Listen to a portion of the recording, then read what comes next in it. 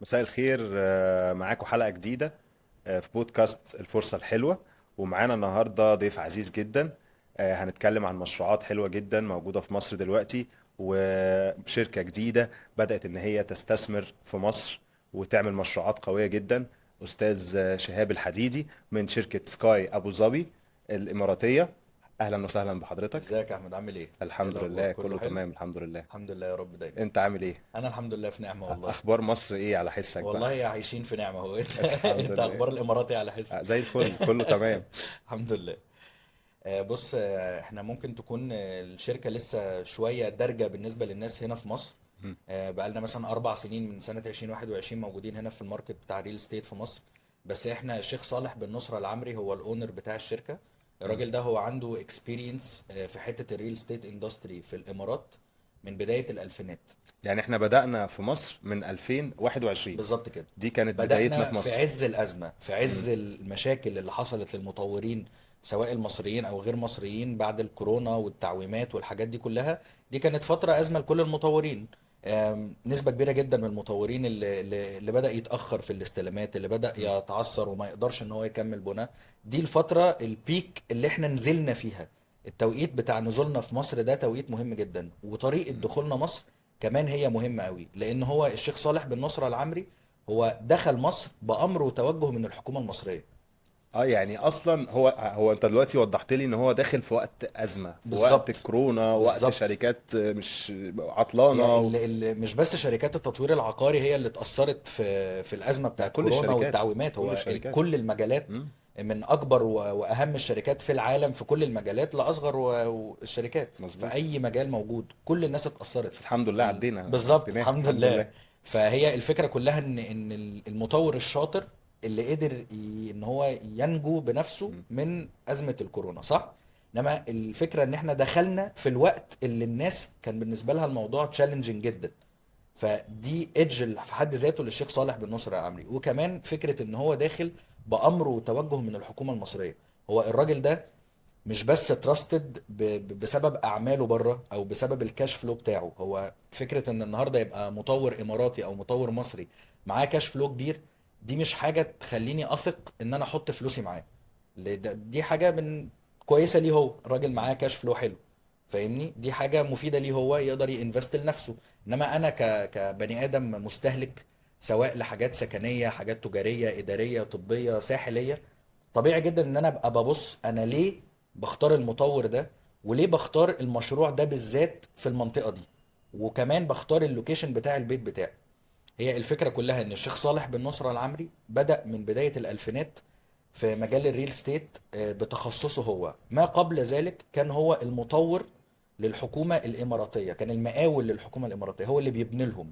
يعني هو عنده مشروعات كتير في الإمارات. انا هحكي لك بقى عن كل مشاريعه، مم. انما الفكره كلها في الحدوته اللي خلت الراجل ده يدخل المجال اصلا بتاع الريل ستيت. هو الراجل بدأ ان هو يبقى المقاول بتاع الحكومه الاماراتيه. حلو. حلو. بعدها بدأ ان هو يشطب المشاريع اللي بيبنيها للحكومه الاماراتيه.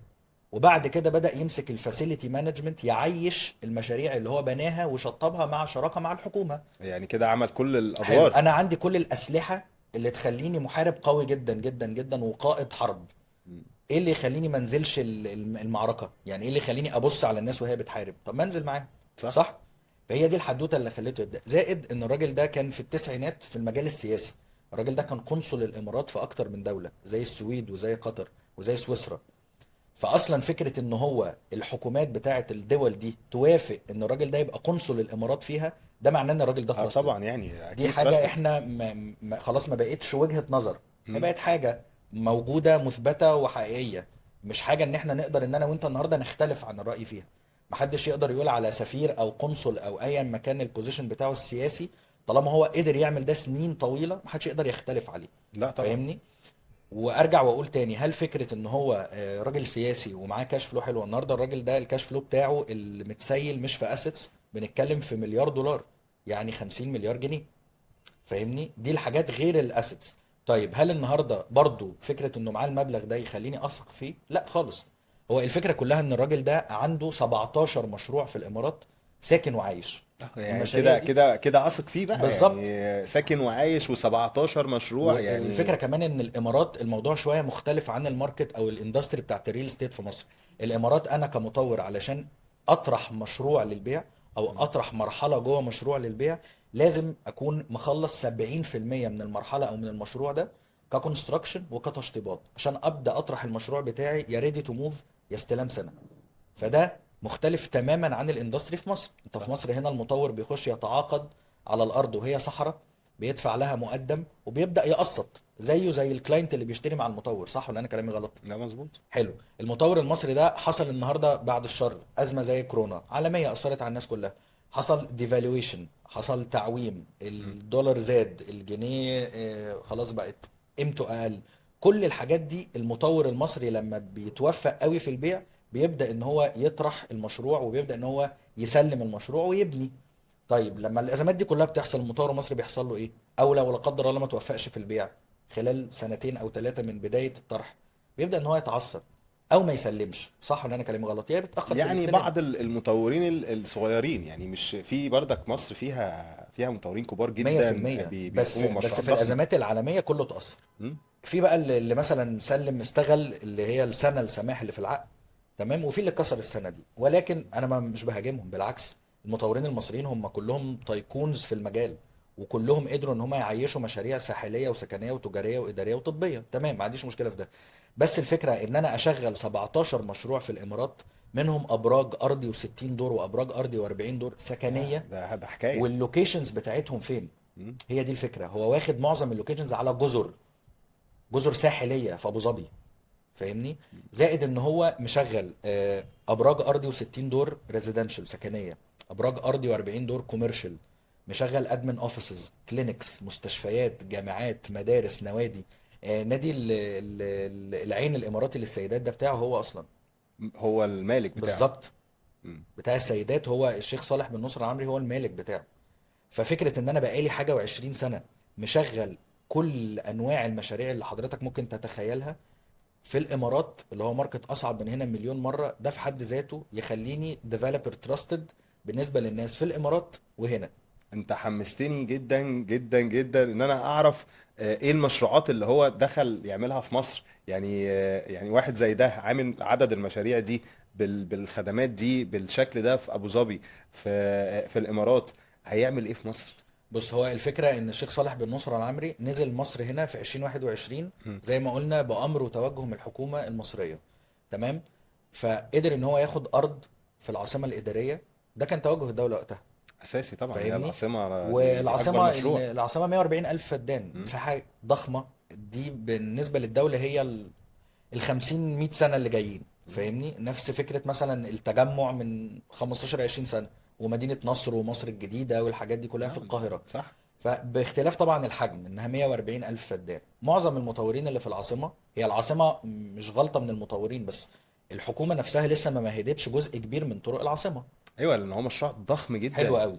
فمتوقع ان انا كمطور لما اتعاقد على الارض في 2021 ان انا لحد النهارده ابقى ما سلمتش، صح؟ مم. ده اللي حاصل في العاصمه الاداريه كلها، او مش كلها، اغلبيتها. ناس كتيره مش مسلمه بحكم ان الحكومه مش مدخله المرافق، الحكومه مش ممهده الطرق في الحتت الجديده كمان في العاصمه. مم. انما في مشاريع ساكنه وعايشه في العاصمه، ما عنديش مشكله. فالنهارده انا سلمت مشروعي في العاصمه سنه بدري. سنة بدري. اه، والطرق اصلا مش ممهده. يعني انا عشان توصل للكومباوند، الطرق نفسها الطرق نفسها مش ممهده. بس الكومباوند بس انت خالص. هتوصل موجود وخلصان ومبني، والناس بتخش النهارده تعمل سايت فيزيت عادي جدا في المشروع. ومشروع ميكس ديوز في العاصمه، حلو ده. فاهمني؟ يعني 1000 شقه وحاجات تانية تجاريه وحاجات اداريه وحاجات طبيه جوه العاصمه الاداريه في الار 8. في الار 8. بالظبط. ده اسمه ايه المشروع قدام ده؟ المشروع اسمه ريزيدنس 8. ريزيدنس اه، 8. وجواه في كابيتال افنيو، مم. ده الحاجات التجاريه، وفي وان ريزيدنس ده سيرفيس ابارتمنتس في العاصمه. جميلة قوي دي. بالظبط، قريب جدا من الوزارات مم. والحي حي المالي والنهر الدبلوماسيين. الاخضر مم. والدبلوماسيين. فهو واخد برايم لوكيشن قوي في العاصمه الاداريه، لان هو برضو بيخش يكيش ثمن الاراضي اللي هو بيشتريها. لان هو احنا عارفين ان اي مطور مصري بيبقى دايما عنده حد بيجري وراه كده، ان هو انا لازم ابيع بسرعه عشان ابني بسرعه عشان اسلم بسرعه. صح. ليه؟ علشان اولا الحكومه هتبدا تفرض عليا غرامات في حاله ان هي نزلت بعد مثلا ما خدت الارض بسنه لقيت ان الارض صحراء. تنزل عليها غرامه، صح ولا انا كلامي غلط؟ لا صح، ما انت ما عملتش بالظبط. حاجه. حلو. فده تخوف. التخوف التاني ان المواد بتاعت البنى تغلى عليا كمطور، مم. فابقى مسعر الشقه او مسعر الشاليه او اي مكان باكس. اكس ده الاقي ان انا بعد سنه غلي عليا قوي، فاضطر اعمل ريبرايسنج فعلي قوي، فيحصل مشكله. هو ده اللي بيحصل. مم. انما هو الراجل ده اولا هو بيكيش ثمن الاراضي، يا اما بيكيش الارض كلها يا اما بيكيش جزء كبير من الارض، فبيرتاح من الجزء الاولاني. الجزء الثاني ان هو اصلا عنده شركه الكونستراكشن بتاعته في الامارات اسمها اس تو اي. هي دي اللي بتبني له على طول. بالظبط، هي دي اصلا شركته. مم. يعني هي الشركه دي بتاعته. وعنده شركه فاسيلتي مانجمنت بتاعته في الامارات، هي اللي معيشه المشاريع اللي في الامارات. وعنده شركه تشطيبات برضو بتاعته في الامارات. يعني الشركات دي هي اللي هتعمل في مصر هنا التشطيبات بتاعت 100%. المشاريع 100%. والكونستراكشن وكل الحاجات بالظبط دي. بالظبط. يعني الراجل ده داخل بكل حاجه، هو بالظبط، مش هو محتاج مشروع اي مساعده. الساحل هو اللي بيتسلم متشطب بالتكييفات. مم. مشروع بتاع التجمع والعاصمه بيتسلم نص تشطيب. يعني كده الشركه عندها في العاصمه، بالظبط وعندها في التجمع، بالظبط وعندها في الساحل. بالظبط. العاصمه ده انا خلصته، لسه عندي فيه انفنتوري ولسه عندي فيه حاجات مطروحه للبيع، مم. بس عددها مش كبير. من كل الحاجات، من السيرفيس ابارتمنتس، من الحاجات السكنيه، مم. من الحاجات التجاريه والاداريه والطبيه. بعدين في 2023 خد 50 فدان في الجولدن سكوير، سور في سور مع النادي الاهلي. جامد قوي جيراني ده، مين بقى في ده المنطقه؟ لوكيشن جامد. بالظبط، هي المنطقه اصلا ساكنه وعايشه. جولدن سكوير دي احلى مم. منطقه في التجمع الخامس وفي اه القاهره طبعا. الجديده مم. كلها. وجيراني اللي حواليا هم صادق فيلات، في جي كي بالم هيلز، وبيكي 1 وبيكي 2. فاهمني؟ ليان صبور من احلى المشاريع للاهلي صبور. مم. فهو نزل في حته فيها مطورين عتاوله، قدر ان هو يثبت اسمه وسطهم. فاهمني؟ وفكره ان انا اخد 50 فدان، وخلى شركه انجليزيه اسمها جي زد ام كي. الشركه دي معروفه جدا بره مصر. يعني ممكن الناس حتى تخش تسيرش على الكومباني بروفايل بتاعها، هيتخضوا من حجم المشاريع اللي هم عاملينها. يعني هم مثلا في مصر هنا عاملين مشاريع صادق ناحيه زايد، عاملين الماستر بلان بتاعتها جي زد ام كي مم. والديزاينز. تمام. عاملين الكلاب هاوس بتاع مراسي. الكلاب هاوس بتاع مراسي هي بالظبط، الشركه دي هم اللي اللي عامله عاملين الديزاين بتاعه. الديزاينز وعاملين كل حاجه مم. للكلاب هاوس بتاع مراسي، مم. وللمارينا بتاعت مراسي. حلو ده. فاهمني؟ فهم عندهم اكتر من 55 مشروع حوالين العالم، شركه جي زد ام كي. والانجليز معروفين بحاجتين: التقسيمات الواسعه والتحميل القليل. تمام، ده دايما الصفات الديزاينر الانجليزي. فده اللي متحقق عندنا. يعني احنا عندنا مثلا مشروع 50 فدان، احنا بانيين على حوالي 19% منه فقط. يعني بتتكلم في 9.5 فدان من ال 50. 9.5 فدان دول المبنيين، بالظبط، ده الفوت برنت. والباقي كله فاسيلتيز. بالظبط كده. انا عندي 10 فدان من ال 50، يعني خمس المشروع سنترال بارك اصلا. بس. البيوت كلها معموله بديزاينز ان هي تبقى كلها يا بحري يا بحري غربي يا بحري شرقي. معظم البيوت واخده ان هي تبقى فيو بحري. وفي عندي عماير كبيره كتيره، عددهم كتير، دايركت على النادي الاهلي. يعني الاونر بيفتح البلكونه بتاعته النهارده على النادي بيبص على الاهلي. النادي الاهلي كله. اوه. فده فيو لوحده بفلوس. اه طبعا. فاهمني؟ وهو المشروع بسيط جدا، هم 43 بلوك عماير، ارضي وخمسه واربعه يونتس في الدور. الفكره في حاجه بقى، ان المشروع ده متطبق فيه نظريه العشرة واربعة. ايه نظريه العشرة واربعة دي مم. سريعا؟ ان انت 10 دقائق لكل المناطق اللي حواليك المهمه، زي العاصمه الاداريه والمستقبل سيتي، واربع دقائق 4 دقائق لكل المحاور الرئيسيه. يعني انت 4 دقائق تبقى طلعت الدائري الاوسطي. انت عشان تروح الشيخ زايد من مشروع بلو تري بتاخد بالظبط من 34 ل 44 دقيقه. 4 دقائق يا توصل للاوسطي، 4 دقايق 40 توصل دقيقه للاوسطي. تبقى وصلت الشيخ زايد. لوكيشن جبار. بالظبط. وبلس ان الكلاينت النهارده بيخش يشتري في بلو تري، هو حرفيا بيشتري في سوبر ماركت. انت عايز استلام قريب موجود، استلام سنه موجود. عندي استلامات 4 سنين. وكده كده انا لما بدات اسلم الناس انا سلمتهم سنه او سنه ونص بدري. يعني اللي هيستلم في شهر 4 2027 ده استلم سنه بدري. يعني المفروض كان ان هو المفروض يستلم يستلم في في التم... 28 لان عقوده مم. طلعت اخر 27 اول 28. انا هسلمه اول 27. بلس انا عندي كوميرشال ستريب اسمه بلو ووك. ده عباره عن ادمن اوفيسز وكلينكس وصيدليات ومحلات تجاريه، ارضي واتنين. فوق بقى الروف في الخدمات بتاعه الكلاب هاوس. يعني هتطلع فوق في الدور الاخير في الروف فوق، هتلاقي انفينيتي بول، هتلاقي سويمنج بول، هتلاقي جيمات. كل الخدمات اللي اي حد هو الشيخ صالح العمري مش بيستهدف فئة معينة، او مش بيستهدف فئة عمرية معينة. هو بيستهدف ان الاطفال هو بيعمل الفاسيلتي اللي هتسيرف على كل مش هتحتاج الناس تخرج. يعني الناس دي كلها اللي عايشه في بالظبط. الكومباوند مش هتحتاج تخرج تروح في الاب حته. الام م. الاولاد سواء صغيرين سواء شباب، جدودنا كلهم هيبقوا مبسوطين. الموضوع كله عباره عن لاندسكيب، خضار في كل حته حواليك، الهواء جاي لك من كل حته، وحواليك كل الخدمات اللي انت هتحتاجها. فاهمني؟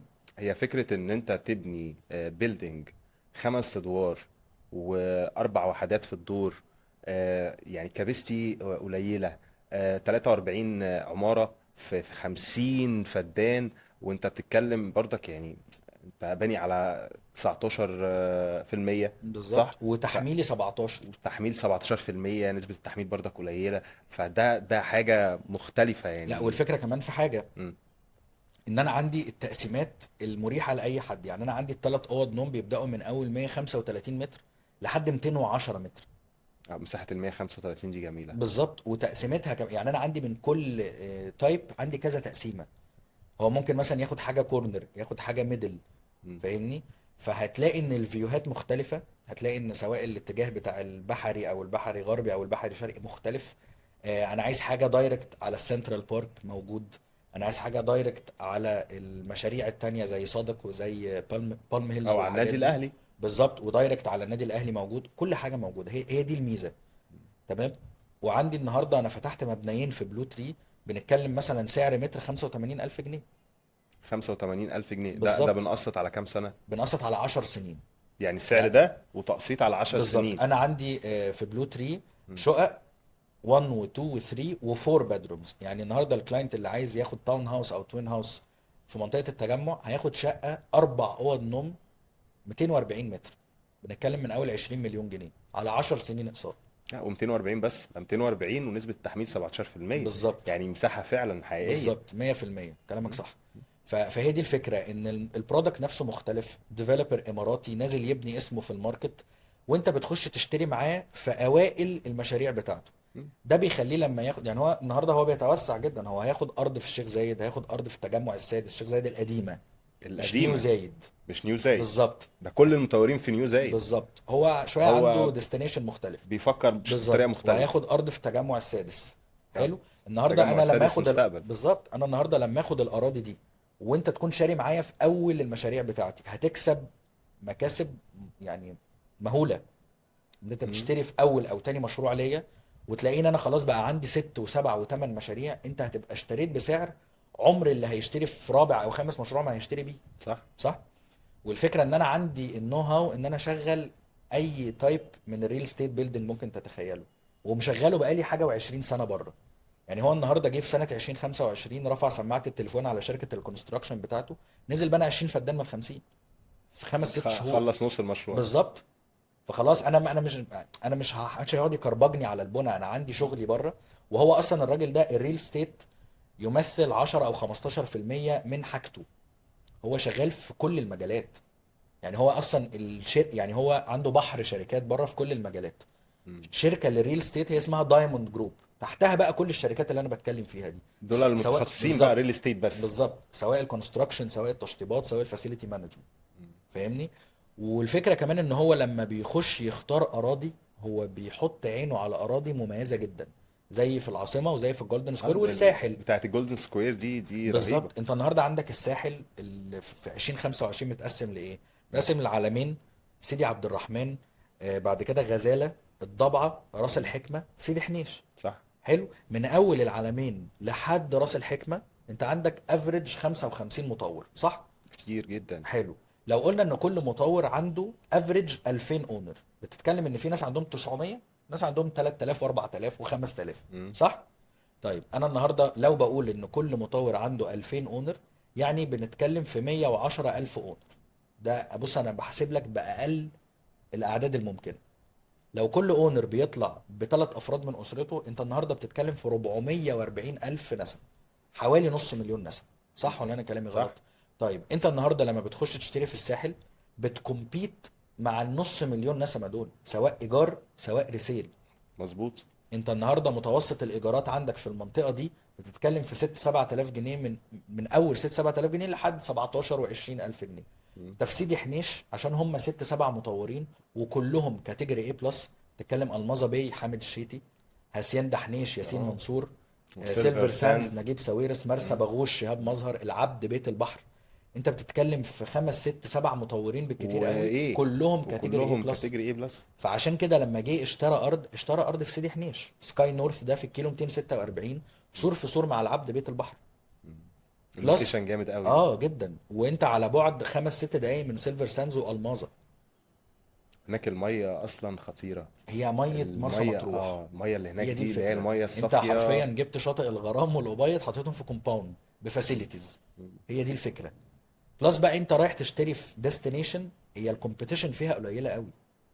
هو النهارده عدد الاونرز في منطقه سيدي حنيش لا يتخطى ال 10 15 الف اونر، ده مش بعائلاتهم. زي من العلمين لراس الحكمه. بالظبط، انا النهارده لما هخش اشتري في حاجه من العالمين لراس الحكمه لازم ابقى عارف ان انا مش اقل من 4 سنين علشان استلم واحاول اعمل ريسيل عشان اخد انكم محترم. ابقى حطيت مبلغ في عدد 4 سنين عشان تبدا الكومبيتيشن تبقى هاديه شويه. ده بالناس اللي بتنفست. بالظبط كده. وفي نفس الوقت على فكره حتى الاند يوزر 4 سنين على ما يبدا المنطقه نفسها تكون ساكنه وعايشه ومتكامله الخدمات، ده طبعا بخصوص راس الحكمه والضبعه. تمام، انما سيدي حنيش اصلا هي ساكنه وعايشه، يعني فيها الماظه حاجات ساكنه شغاله، اه. وعايشه، مرسى باغوش ساكن وعايش، العبد ساكن وعايش، الناس بتصيف فيه بقالهم سنين يعني. فاهمني؟ هي دي الفكره، انت مش لسه بتشتري في ديستنيشن هتقوم السنين الجايه. فعشان كده انا من مصلحتي كمطور ان انا ما اسلمش في 4 سنين زي ما انا كاتب في العقد.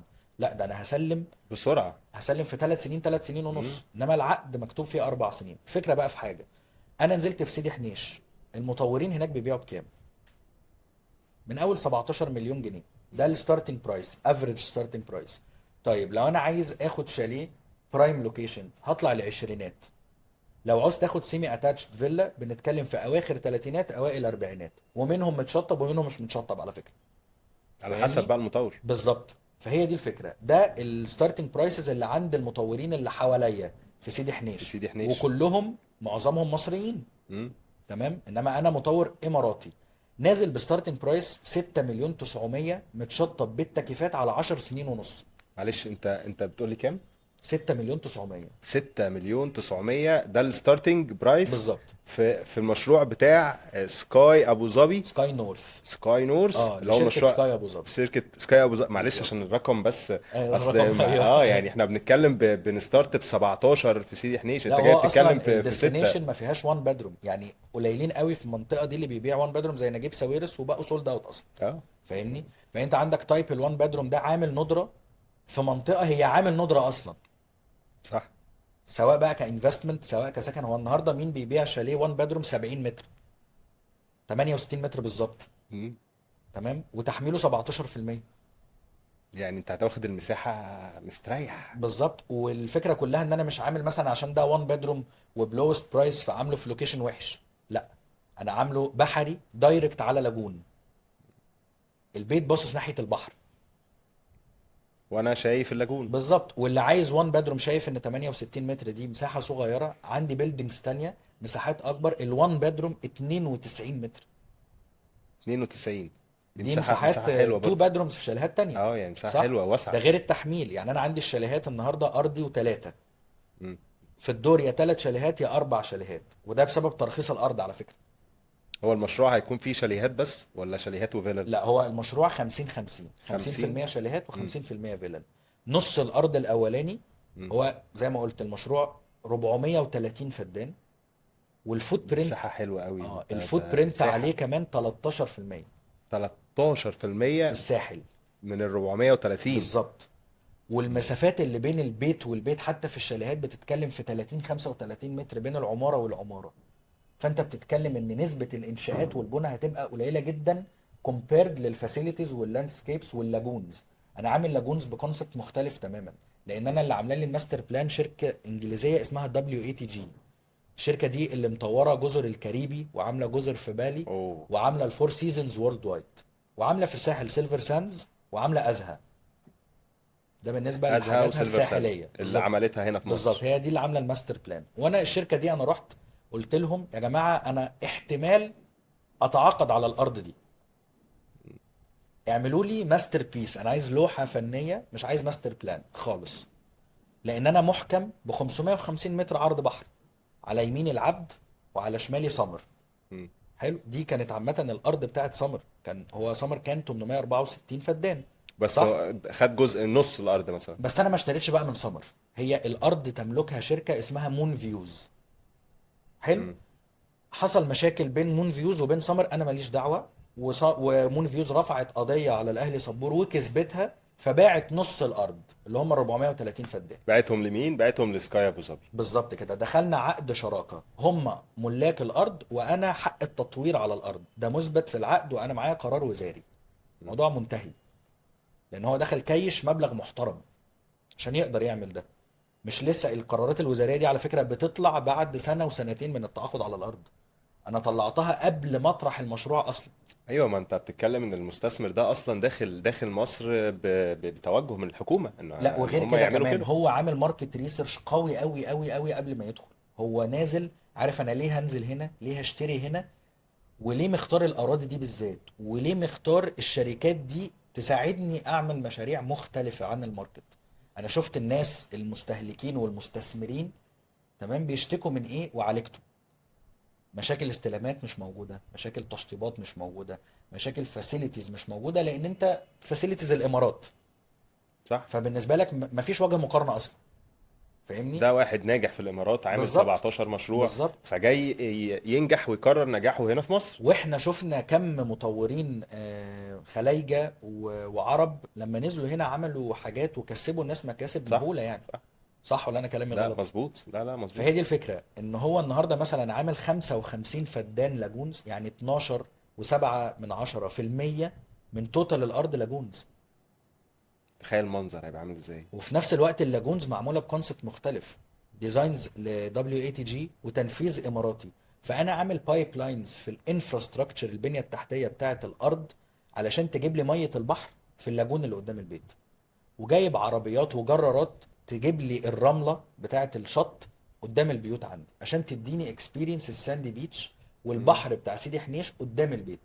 انا النهارده معلش لو انا عندي اسره مكونه، مثلا عندي طفلين، ولد مثلا صغير 6 7 سنين وبنوته عندها 13 14 سنه، هيبقوا عايزين يروحوا البحر مثلا بدايه من 11 12 الظهر صح. او كمان الصبح بدري. مم. فانا لسه هبقى عايز اصحى براحتي، كأب عايز اصحى براحتي، افطر اشرب حاجه وبعدين اخدهم ونتمشى للبحر 7 8 9 10 دقائق، صح؟ صح. او ناخد جولف كار او العربيه او اي مكان. انما النهارده هم هينزلوا اللاجون قدام البيت، وانا هقف في البلكونه او في الترس ابص عليهم مم. واشرب واكل براحتي في الهواء وفي الفيو ومطمن عليهم، مفيش اي مشكله خالص. وقدام البيت. بالظبط. بلس ان انا ال WATG عامله لي الماستر بلان بشكل سباينال رينج رودز. ليه؟ شكل دائري جدا، كل حاجه دائريه علشان تسهل لي الدخول والخروج من والى اي حته في المشروع. يعني انا النهارده عندي 3 بوابات على الطريق عشان ما اعملش اي زحمه. لا، اخش من بابا واحد اتنين تلاتة، اقدر بالظبط. اخش المشروع بتاعي وبيتك براحتي. ممكن توصل له من 6 ل9 طرق مختلفين عن بعض. هل تقدر تقول لي ان انا في عز السيزون بتاع شهر 8، في عز البيك ان الناس كلها الايجارات والناس كلها طالعه تصيف في نفس الوقت، ال6 ل9 طرق دول هيبقوا زحمه في نفس الوقت؟ من لا رابع لا المستحيلات. لا، انت اصلا بتتكلم ان الفود برنت كام في المية في المشروع؟ بالظبط. 13. 13 وبرسنتج يعني الناس اللي مساحة هتطلع صغيرة البحر جدا. كله، هو اصلا اشغال سيدي حنيش من 30 ل 35%. آه. انت عندك سيدي عبد الرحمن من 40 ل 45 وممكن توصل ل 50% كمان. مم. فانت بتتكلم ان 50% من توتال الاونرز ممكن يبقوا موجودين في نفس الوقت.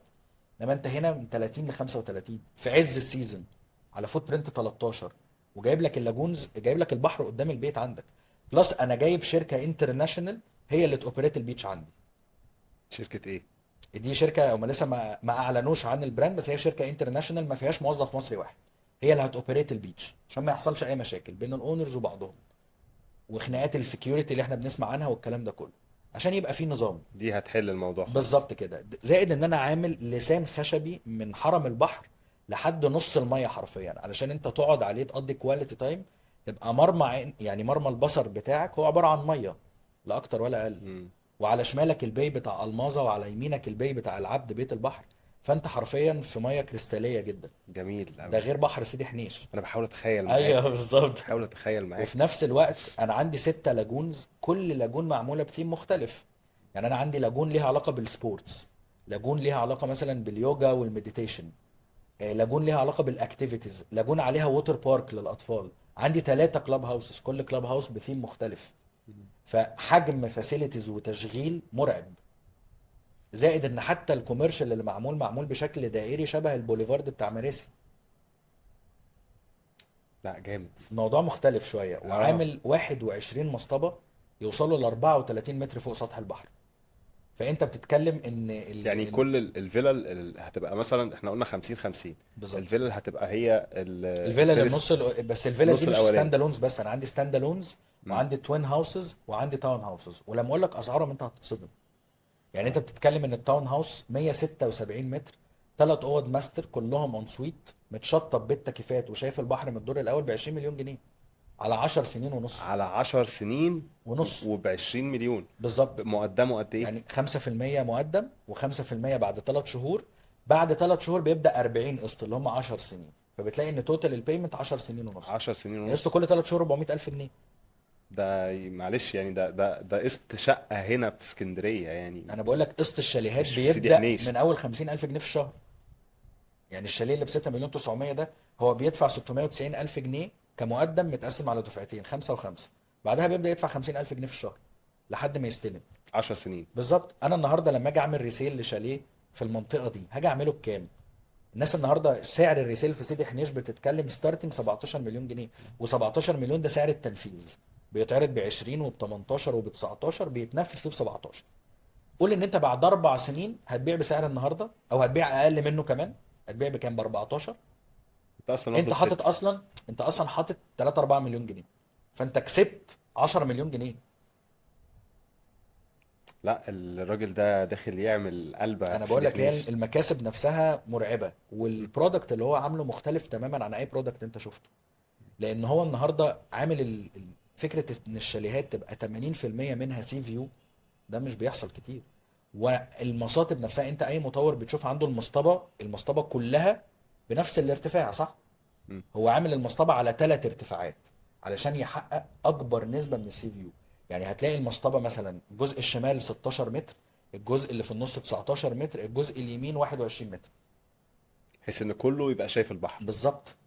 انت اصلا الشاليهات في ظهر التاون هاوسز على طول، وفوق التاون هاوسز ب 2 متر، والتاون هاوسز اصلا ارضي واول وروف. فانت محقق اكبر برسنتج سي فيو. يعني الشاليهات شايفة البحر كلها. 80% منها. وعلى 80% حسب برضه شايفين. سعرها وعلى حسب اللوكيشن. مم. يعني انا استحاله طبعا اللي ب 6 مليون 900 اللي دايركت على اللاجون وبحري يبقى شايف البحر. مستحيل. انما النهارده مثلا انا عندي التو بادرومز بيبدا معايا من اول 95 متر، بوصل لحد 135 و140 متر شاليه غرفتين، غرفتين. من اول 9 مليون ونص لحد 14 و15. سعر 14 حلو ده برضو. سي فيو. ده في ظهر الفيلل على طول، اول مبنى نمره واحد ورا الفيلل. مم. فبتتكلم ان هو شاليه سي فيو وفول سي فيو بانوراميك. هو مش لامح البحر، لا ده سي بانوراميك، فيو كل صريح. الغرف والريسبشن وكل بالظبط. لان حاجة. انت خلي بالك من حاجه، انت على شمالك العبد بيت البحر، ارضي واول. فايا كان انت ارتفاعك فين، انت كده كده اعلى، ده غير المصاطب. غير المصاطب اللي هتخليك كاشف بالظبط. البحر كله. يعني انا النهارده لما بتكلم مع كلاينت وبيقول لي لا انا الشاليه اللي على السور ده مش عاجبني، بقول له حضرتك ده مش على السور، ده كونسبت بيت يوناني. انت النهارده قدامك زيرو مباني، على يمينك الباي بتاع العبد بيت البحر كله. فيو رائع. بالظبط. وانت واخد الكلام ده بكام؟ واخد الكلام ده ب 6 مليون 900. وفي 2025. بالظبط. او مثلا شاليه غرفه نوم واحده 92 متر ب 8 مليون 400. ده رقم ما بقاش موجود في الماركت اصلا. صح. وانا لو كنت نزلت باسعار اكتر من كده كنت هاذي نفسي. انا عايز اقول لك ان في مشاريع في الجانب القبلي، مش في الجانب البحري، وبتبيع بالاسعار دي. بالظبط. بالظبط. يعني هو النهارده عنده التو بادرومز من اول 9 مليون ونص، الثري بادرومز عندي بتوصل لحد 186 متر. دي مساحه كبيره مساحة جدا. كبيرة جدا. مساحه كبيره. يعني انا التاون هاوس عندي 176 متر اصلا يعني. آه.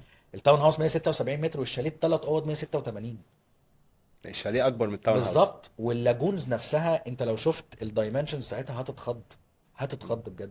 يعني ممكن ان طولها يوصل ل 330 متر وعرضها 120 150 اوه. متر. مساحه كبيره جدا. فاهم الفكره؟ هو داخل بكونسبت مختلف، بالظبط. ان هو يغير سيدي حنيش، بالظبط. يعمل فيها حاجه جديده، او مش سيدي حنيش بس، لا الساحل عامه. بس هو مختار اللوكيشن بتاع سيدي حنيش ده لان ده اللوكيشن اللي دلوقتي الجنب راس الحكمه على طول، وراس انت الحكمه بينك هي وبين راس الحكمه كوبري اه حرفيا. يعني انت يعتبر في راس الحكمه اصلا بالظبط. يعني. انت اخر راس الحكمه، بس انت تراخيصك وحاجتك كلها سيدي حنيش. سيدي حنيش بالظبط. خطوتين. بالظبط. فهي دي الفكره كمان، ان انت الكومبيتيشن قليله جدا. م. انت شاري مع ديفلوبر اماراتي طرح اول في منطقه سيدي حنيش اللي هو احلى بحر في الساحل، وشاري حرفيا بربع وبخمس الاسعار اللي موجوده في نفس المنطقه. انت عندك راس الحكمه نفسها حاليا شركه مدن طرحت باسعار طبعا يعني غير الاسعار اللي احنا بنتكلم فيها دي صح. خالص. ودي في قلب راس الحكمه، واحنا بنتكلم ان راس الحكمه دي هتبقى حاجه مدينه سياحيه ضخمه جدا. الامارات كلها بتتطور فيها وبتعمل فيها. باشا انا لما انا اكون سيدي جنبها حنيش انت في النص ما بين راس الحكمه، ومطروح، وعلى شمالك، لا على شمالك راس علم الروم. راس علم الروم اللي خدتها بس قطر. بالظبط. ودي فانت برضك هتبقى حاجه رهيبه. في القلب ما بين على شمالك قطر وعلى يمينك الامارات. الامارات، وانت مطور اماراتي في النص اه. اصلا. فتخيل بقى سعر المتر اللي انت بالظبط. بتشتري بيه دلوقتي كمان 3 4 سنين انت هيبقى بتتكلم عامل في ايه؟ سعر متر 100,000 جنيه او اقل من 100,000 جنيه. السعر ده ما اعتقدش ان هو موجود في الساحل، مش في المنطقه دي بس يعني. فكره ان انا اخد تاون هاوس او اخد توين هاوس او اخد فيلا مستقله ستاند الون قريبه جدا من البحر حوالي 300 400 متر ب 37 مليون جنيه متشطبه بالتكييفات. دي فيرست رو. لا مش فيرست رو، الفيرست رو عندي ب 148 مليون، ست اوض نوم. 6 اوض نوم دي كده الفيرست رو. دي صف اول بحر، بينك صف وبين اول البحر بحر حرم البحر. بس. بس الفكره كلها ان انا مين بيبيع في الديستنيشن دي ب 148 مليون جنيه فيرست رو. لا برضو يعتبر اقل حاجه. بالظبط. وعلى 10 سنين برضو، وانت مش اقل حاجه علشان انت ديفلوبر وحش، انت اقل حاجه عشان انت عامل برايسنج عقلاني يبقى دوبل مع الناس، مم. وتقدر ان انت تكسب وتكسب الناس معاك. يعني انا النهارده في التجمع من ساعه ما المشروع اتطرح عملت زياده مره او مرتين في السنين دي. ناس كتيره قوي زودت زياده غير منطقيه وغير مبرره، مم. خلتهم يعملوا بيمنت بلان اكستندد اكتر على عدد سنين اطول عشان عشان يعوض يبداوا يبيعوا، خسايره. عشان يحرك الدنيا عنده في البيع. مم. انما هو ما عملش الكلام ده، هو نازل ببرايسز ريزونبل منطقيه بالنسبه للناس، يقدر ان هو يبيع ويكسب ويكسب الناس اللي معاه. يعني فانت احنا لو قلنا دلوقتي عايزين نقدم اوفر شاليه غرفتين يكون سي فيو وتقسيط على 10 سنين، بتتكلم في 14 مليون جنيه. 14 مليون جنيه. بالظبط. ده كده غرفتين بالظبط. وسي فيو بانوراميك بالظبط. اه. فيو. اه. وما بينك وما بين البحر مثلا والف... قد ايه؟ بينك وبين البحر انت بتتكلم في كيلو 200 مثلا. مم. بس انت فاهمني؟ مش هتبقى محتاج اصلا تروح. مش هيبقى محتاج، انت كده كده اللاجون قدام البيت. وبعدين ثقافه الكلاب كار والجولف كار بقت موجوده جدا في الساحل الفتره دي. اكيد. فاهمني؟ يعني لا انت حتى لو احنا خدنا مثلا في البيلدنج الاولاني اللي ورا التاون هاوسز، فانت بتتكلم في حوالي 800 900 متر للبحر يعني، مش مسافه بالجولف كبيره. كار تقدر تروح لحد في هناك. دقيقه. مم. فاهمني؟ وحتى لو ماشي هتتمشى في قد ايه يعني 7 8 دقايق. تمام يعني. برضو مكان مش بعيد. فاهمني؟ وانت اصلا نادرا ما هتحتاج تروح البحر عشان اللاجون اللي قدام البيت بالفاسيلتيز بتاعتها بالثيم المعين، لان انت برضو البحر، انا عندي حرم البحر كبير، حرم البحر 350 متر. مساحة اه طبعا ضخمة بالظبط. ده جدا. غير ان انا عندي على البحر فندق 7 نجوم بالكبانس بتاعته هتتأجر بالدولار. مم. فأي كلاينت النهارده هيخش يشتري، هو الحل رقم واحد لحد مش قادر على ثمن الفندق او على ثمن الفنادق في منطقة سيدي حنيش بشكل عام. طب حلوة حلوة قوي النقطة دي. طب انا دلوقتي لو مثلا اشتريت شاليه وحابب ان انا اجره، هل الفندق ممكن ياجره لي او يعمل لي الموضوع ده؟ الفندق مش هيأجره لك، بس انت النهارده في منطقة سيدي حنيش ما بقتش العرب او الاهالي هم اللي بيأجروا زي سيدي عبد الرحمن والحاجات دي، مم. او ان انت تقعد بقى تصور الحاجه وتنزلها على فيسبوك وعلى ماركت بليس والكلام ده. النهارده سيدي حنيش انت خش على اير بي ان بي، مم. خش على بوكينج دوت كوم، هتلاقي كل الناس عارضه البيوت بتاعتها بمنتهى السهوله. حد بيخش بيشوف البيت عجبه تمام وتسعيره تمام، بيخش يأجره، بيكلمك، بيحول لك الفلوس وانت الموضوع منتهي. انت ابلكيشنز متطوره جدا وبكواليتي حلوه قوي، اثبتت الاكسبيرينس بتاعتها وجودتها في كل السنين اللي فاتت دي. انا مش داخل اجرب. لا ده كله ده متطبق على ارض الواقع بالظبط. يعني. بالظبط. فاهمني؟ والنهارده لما يبقى عندي فندق بالكبانس بتاعته بتتأجر بالدولار دايركت مم. على البحر، وابقى انا بديل رقم واحد للفندق ده، فانا هأجر برقم. انت النهارده اوريدي اكيد الايجارات طبعا. في حنيش من 20 ل 25 الف في الليله. مم. دي ايجارات حنيش بشكل عام، والريسيل بيبدأ من 17. فانت 300% انت كسبان. يعني انت حابب ان انت تقول للناس ان دي احلى فرصة دلوقتي حاليا ان انت تشتري في سيدي حنيش في المشروع ده؟ طبعا طبعا، لان انت كمان بتشتري في طرح اول مع مطور اماراتي في منطقة سيدي حنيش. يعني شخص الملاءة المالية بتاعته تكفي ان هو مش يعمل مشروع، يعمل 20 مشروع. الفكرة كمان في الجودة، هو النهاردة لما بيسلمك متشطب انت بتستلم بجودة تشطيب الامارات. مم. النهاردة بتستلم متشطب بالتكييفات، وتكييف مش مركزي، انت بتستلم تكييف يونت في كل أوضة، يونت في الريسبشن، يونت في الليفينج، يونت في الأوض.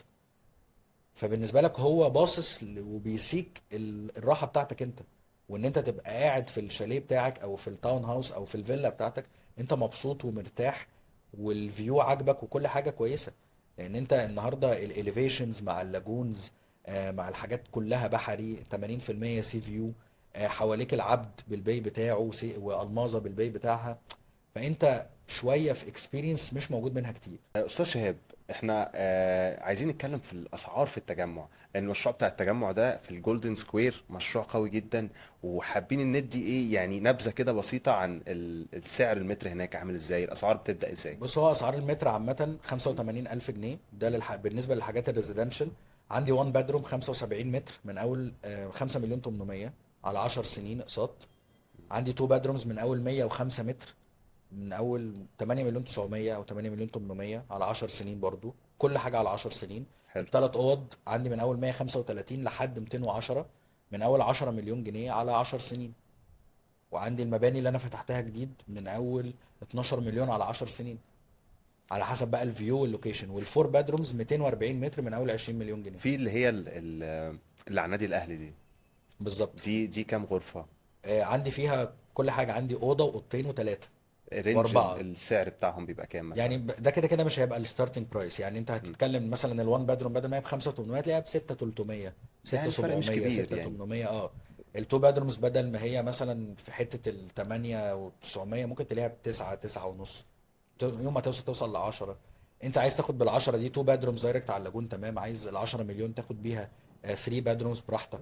لوكيشنز كلها بس طبعا ده كويسه. يفرق الفيو قدامي بقى، يعني بالظبط علشان بالظبط. انا حابب بس اتكلم في النقطه دي، لان في ناس كتير بتبقى حابه الفيو المفتوح. هي دي الفكره. وطبعا النادي الاهلي ومعظم يعني. الحاجات كمان غير الفيو المفتوح، كمان المباني اللي هي دايركت على السنترال بارك برضو فيو مفتوح وهايل يعني. استاذ شهاب، احنا سعداء جدا بالبودكاست ده، ربنا يخليك، والله انا اللي اتشرفت وانت بمعرفتكم جدا. شرفتنا والله ربنا العظيم. يخليك، شرف ليا. واتكلمنا في حاجات كتير مهمة تفيد الناس في مصر هنا، على المشروعات اللي موجودة بشركة سكاي أبو ظبي اللي عملتها وشغالة فيها حاليا.